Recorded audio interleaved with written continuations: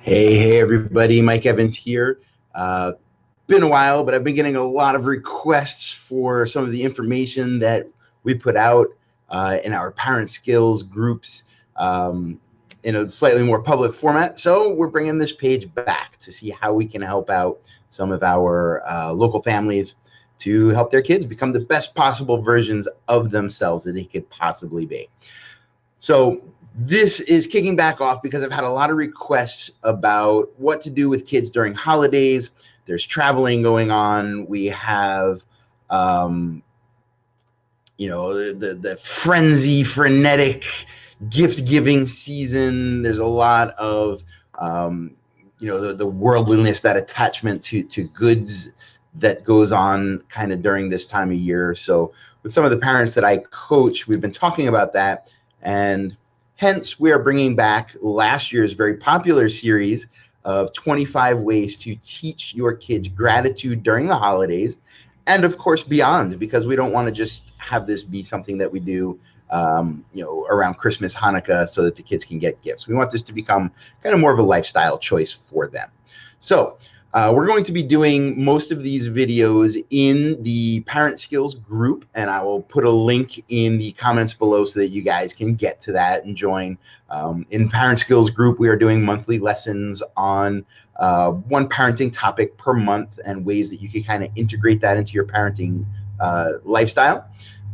So I will also be doing most of these gratitude videos in that group as a service to those members. It's absolutely free. Just click on the link that I drop after the video and you can join right there.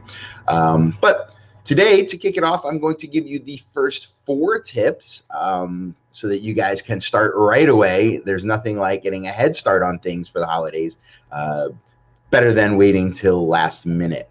So let's talk about really quickly how we can help our kids build gratitude. Now, this is not an overnight or a quick fix kind of thing.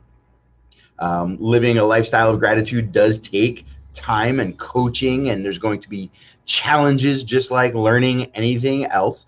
But it's really important because studies have shown, that have tracked kids from the time they were very young to the time they were adults, that one of the most powerful things we can give to our kids is that sense of gratitude. It is one of the early indicators of who's going to live a successful life, and not just be successful, but be more aware of their success and their happiness of life. What good is being happy if we're not really aware of it, right? So let's get started with how we can get our kids going with their gratitude during the holidays. First, we need to start before the holidays. Now, as a small business owner, I think I'm pretty good at doing some marketing. However, there are multi-billion-dollar companies that specialize in kids. They hire neuroscientists, child psychologists.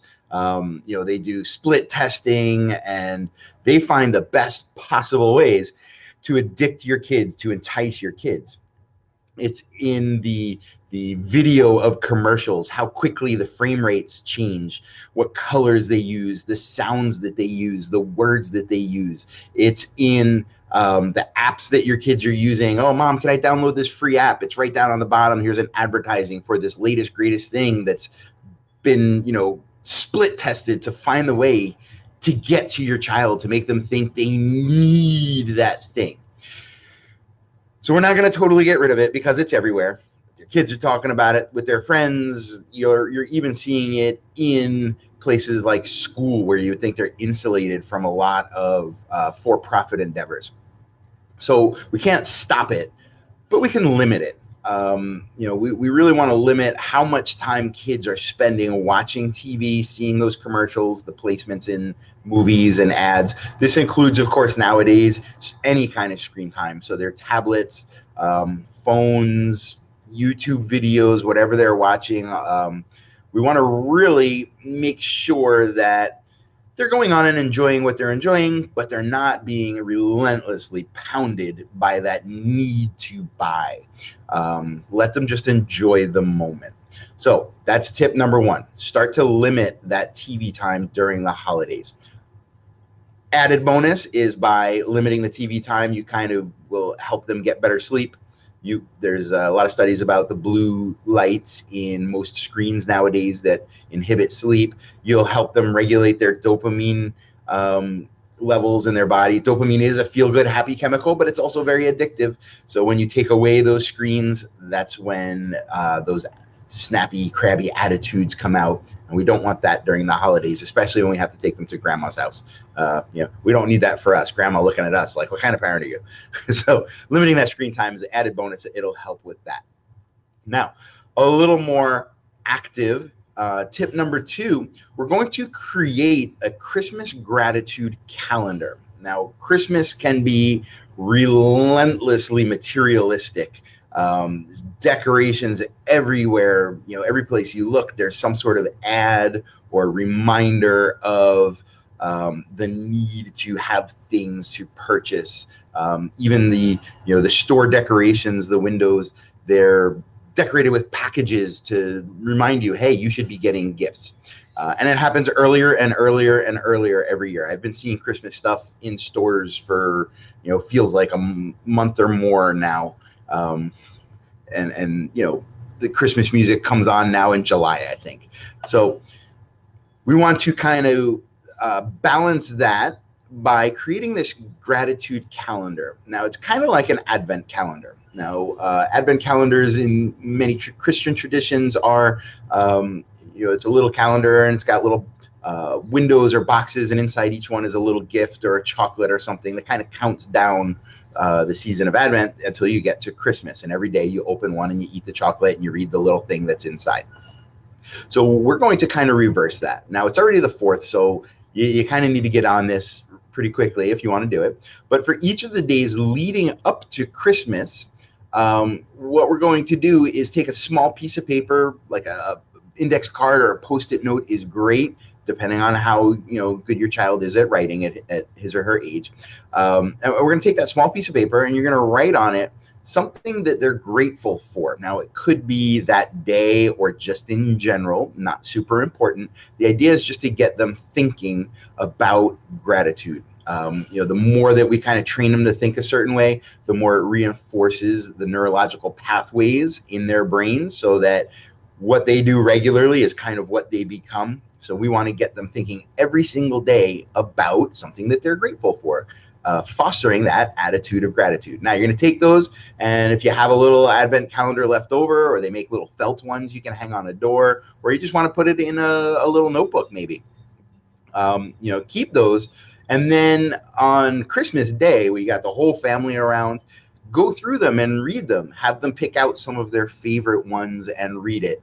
Now we're kind of reinforcing that this was a good thing because they're getting that positive feedback from the family. Of course, make sure you video of it. Not only will it be a great family tradition that you can look back on fondly in later years, it'll be great blackmail material when you have to post something for their wedding video. I know every kid's thinking about that, right? Next, we want to start to manage our gift expectations. This is both gift giving and gift receiving. We want to, as we think about gifts we're going to give, and our next tip will deal a little more with this, we want to make sure that it's not just, I really love grandma, so I want to spend a lot of money on her. We want to manage the gift expectation in that people don't expect us to spend a lot. People appreciate when we think about them a lot.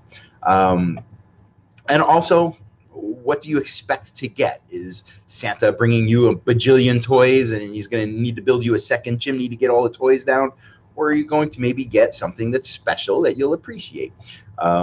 So when you're crafting their Christmas list, here's one thing you can do.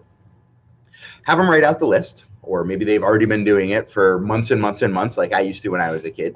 And then what you're going to do is have them force rank the gifts that they love the most. And what I mean by force rank is if there are 10 gifts on that list, you have to put them in order. You can't say, I want these 3 things the most. No. Which one thing do you want the most? That gets 1. Which one do you want maybe the next most? That gets 2. So you have numbers 1 through 10, 10 gifts. They have to go in order. You are forcing the ranking. Then we're going to set a limit. Now, this could be a quantity limit.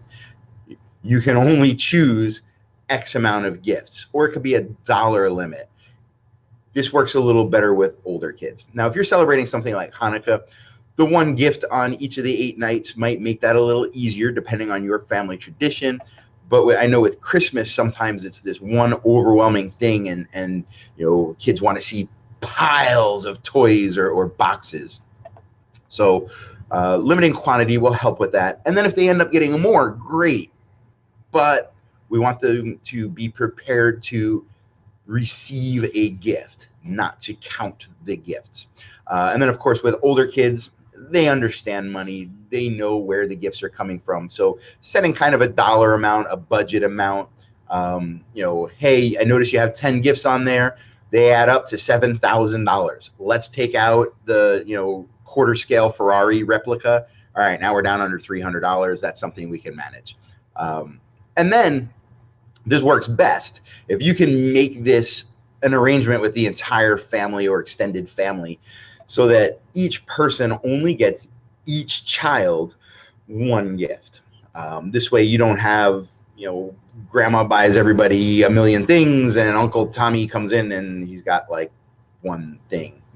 Just get everybody on board, and the more people you get on board, the easier it is to get the rest of the family going with it, kind of thing. I'm sure many of the family members will appreciate that now they don't have to feel like they have to spend as much or get as many things or be on the hook for as much. So, managing that expectation in both directions will help. And now, here's the other side of that managing. We're going to make a Christmas giving list. So most kids make a list, cut out pictures, circle things in catalogs, leave websites conveniently open on mom and dad's tablet about things they want to receive. We want to start a list of things that we would like to give.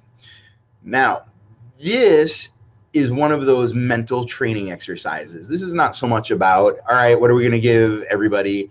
It's let's think about it, because the more we get those neurological pathways forming and reinforcing one another, the more it becomes their lifestyle.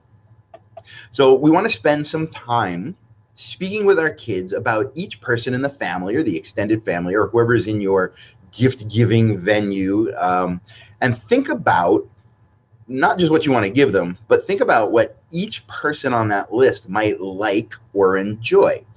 Now, we want to encourage our kids to think beyond the physical gift. Don't just think like, Aunt Judy would love these, trinkets that we're selling through Boy Scouts.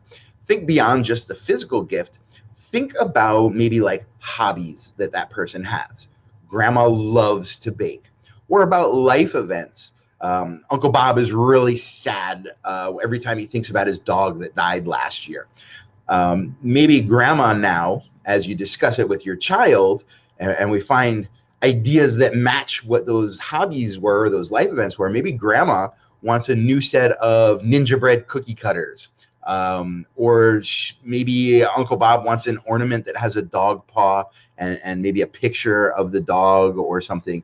So finding ways that it relates to people gets the kids thinking beyond just that physical, tactile gift to the idea, because we all know that it's the thought that counts, right? So it gets the kids really thinking about that, and it'll make it more meaningful to the people who are receiving that gifts, who will then load on that positive reinforcement from the other end and really reinforce that, hey, we're very thankful for this gift that you took the time. And it shows that child that being grateful for somebody is really rewarding. So those are our first 4 tips. Of course, we are doing 25 of them. We'll be doing them throughout the month, daily videos. We're going to be doing most of the videos, however, in the Parent Skills group. Now, I will again put that link right down in the comments below as soon as this video wraps up. Make sure that you like this video so that you do see more of the content coming up. Of course, if you want to comment, let us know a couple of your favorite tips, or if you're having a challenge so that we can help you out. And if you know somebody that might get some value, go ahead and share the video. That's one way you could show gratitude to me. All right, so I will be back tomorrow in the Parent Skills group with tip number 5 about how to teach your child gratitude during the holidays and beyond. Have an amazing day.